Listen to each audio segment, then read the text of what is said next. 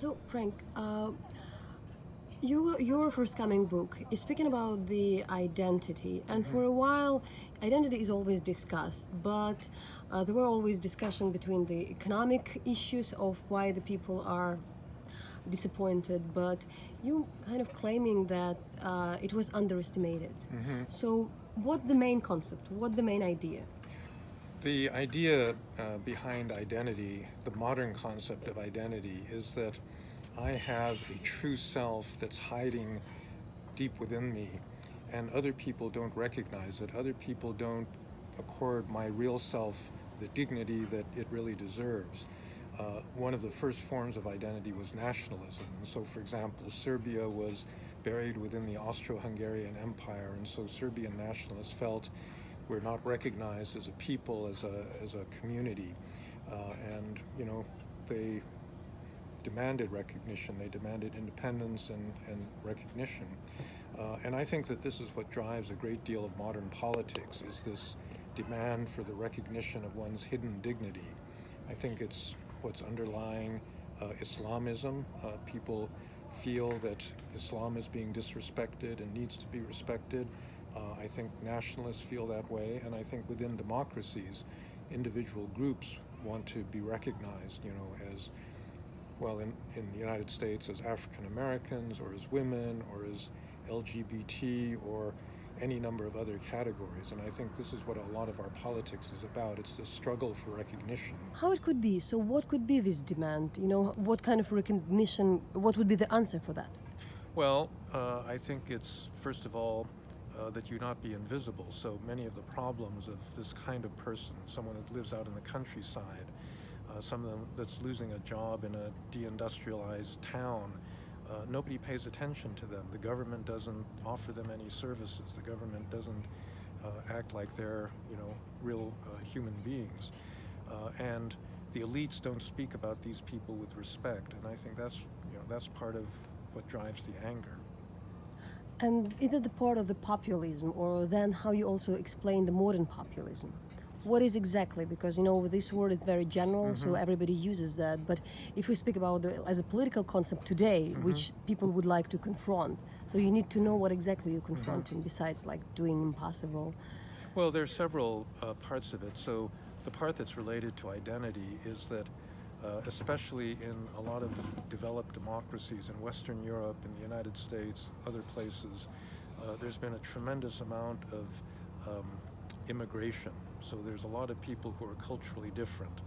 And I think the old ethnic groups that used to define the national identity of Germany or Denmark or the United States feel like they're no longer in control of things anymore, because of the waves of illegal immigrants that are coming in that are culturally very different. Obviously, Islam in Europe has become a really big lightning rod for anger that populist politicians have used. So I think that's the sense in which this assertion of a traditional ethnic identity is really important to a lot of the modern populism in the National Front in France, or the AfD in Germany, and other groups like that. And if you put on that, it doesn't look like many people speak about populism as a threat, as a threat to the state, a threat to the liberal democracy. If we speak just about, in that regard, about the immigrants, is it exactly what is the threat, or there is something else? Well, the threat is the style that populist politicians adopt, so that many populist politicians feel that they have a direct connection to the people. And they don't need institutions, they don't need political parties, they don't need rule of law, they don't need the courts, they don't need bureaucracies, because they represent the people.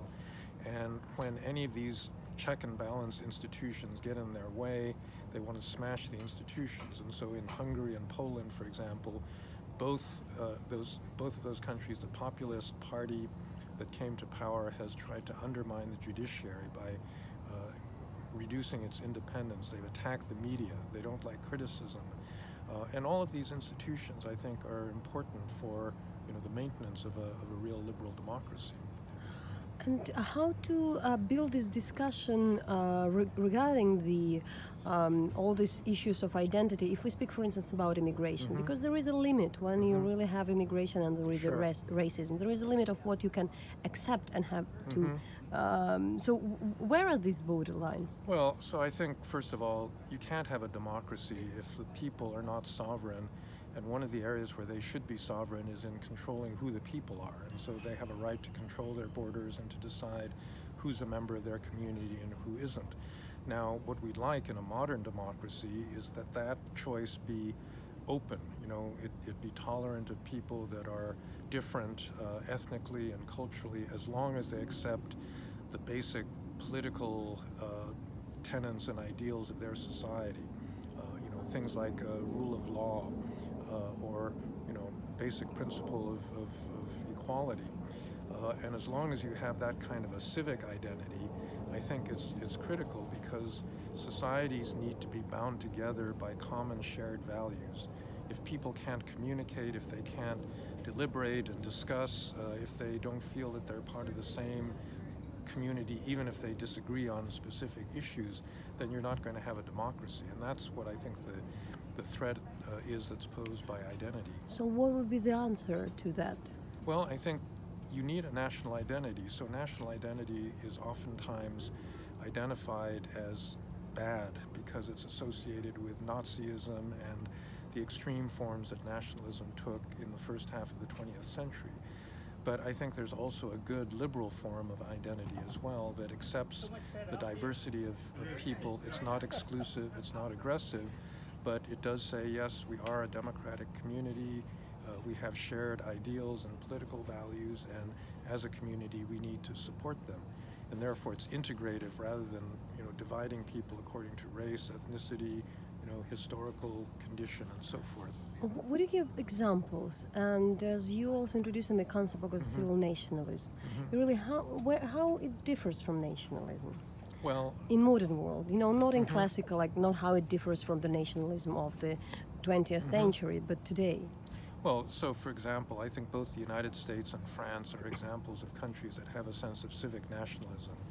In France, it comes out of the French Revolution. You know, basically anyone who has a French education, can speak the language, knows the history, can be a French citizen and treated equally. So for example, the great Senegalese poet Léopold Senghor, he's an African, he was born in Africa, he became a French citizen, he wrote beautiful French literature, and he was admitted to the Académie Française, which is the highest honor that you can give a writer in France, and was accepted as a citizen despite the fact that he's a black man, because the French understanding of citizenship and identity is not based on race, it's based on, you know, it's based on these acquired characteristics.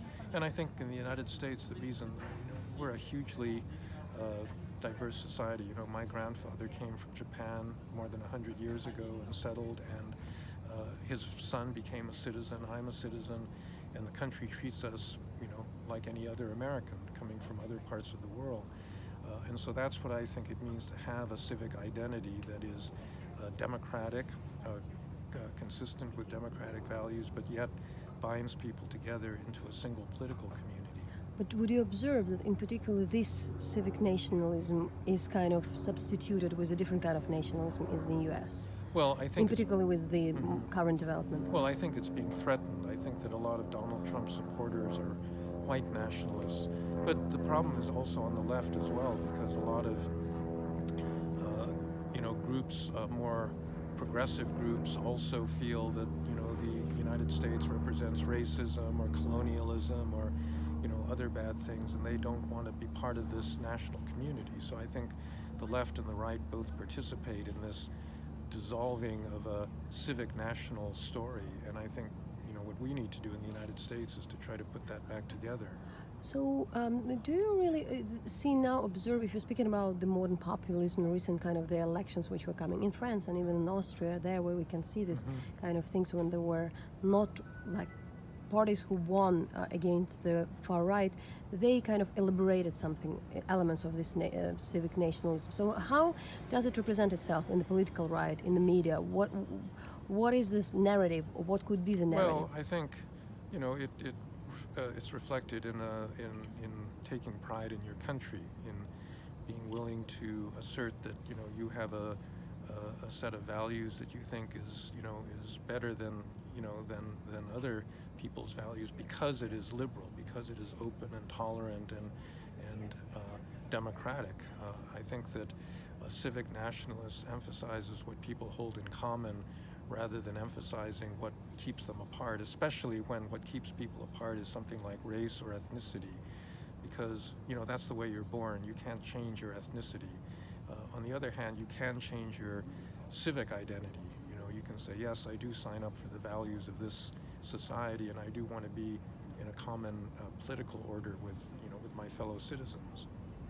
In that regard, what is concerning for us, for instance, in the case of Ukraine, of course, it's sometimes overestimated, the issue of language then.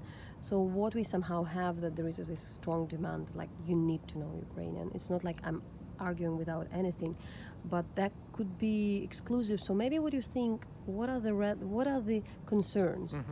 If we suggesting this concept, so it's not becoming the apologetic for those who find still the ways to exclude.